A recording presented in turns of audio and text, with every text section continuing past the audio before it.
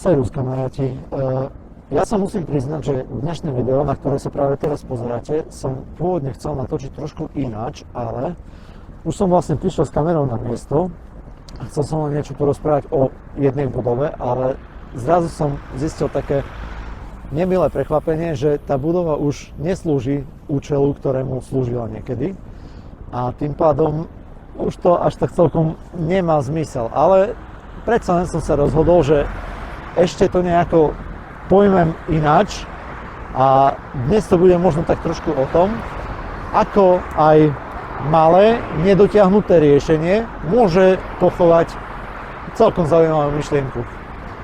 Ste zvedaví? Tak poďme na to.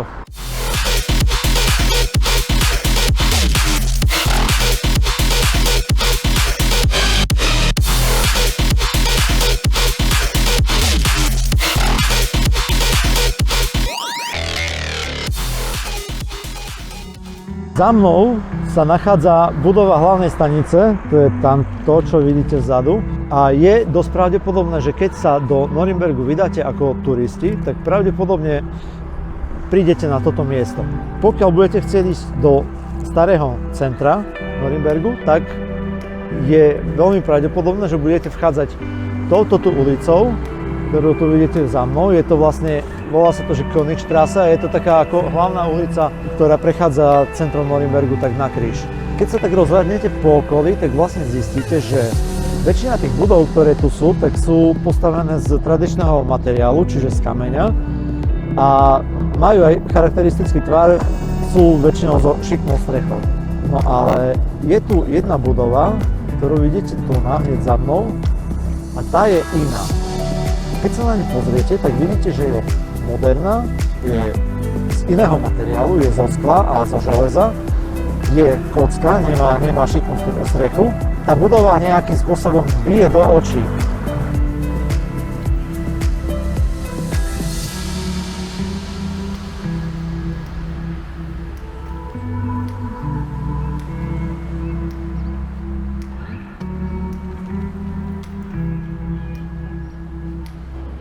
No a podľa môjho názoru tá budova je takáto bijúca do očí, pretože kedysi slúžila ako turistické informačné centrum.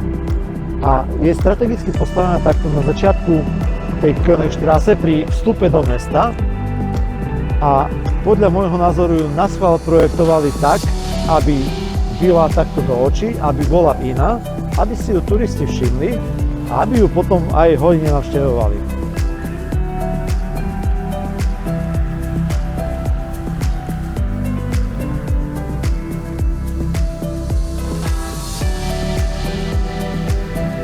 Architekt nechcel upozorniť na budovu nejakými krikľavými veľkými nápismi alebo nejakými obrázkami, ale chcel na ňu upozorniť takýmto štýlovým spôsobom, že tú budovu odlíšil od okolia.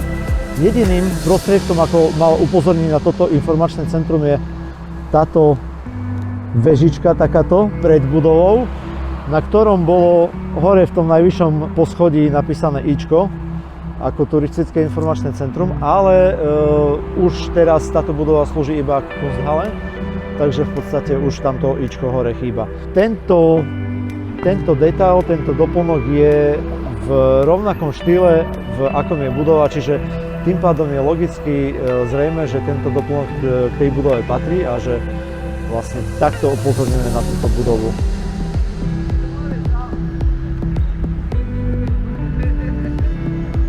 No a prečo si myslím, že táto budova už neslúži svojmu účelu?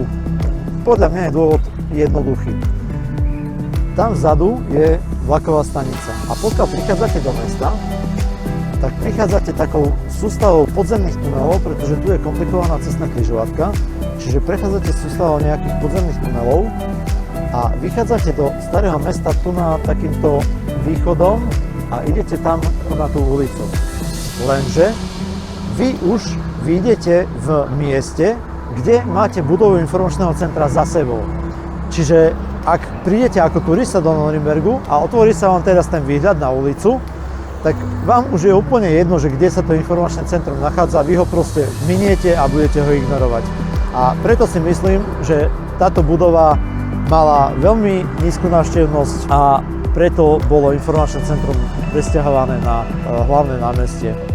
Takže ešte raz, ak chceme na budovu upozorniť a odlišiť ju od okolia, mali by sme to robiť nie výraznými polepmi a krikľavými nápismi, ale namiesto toho radšej použijeme vkusné riešenie, ako sú napríklad iné tvary a materiály.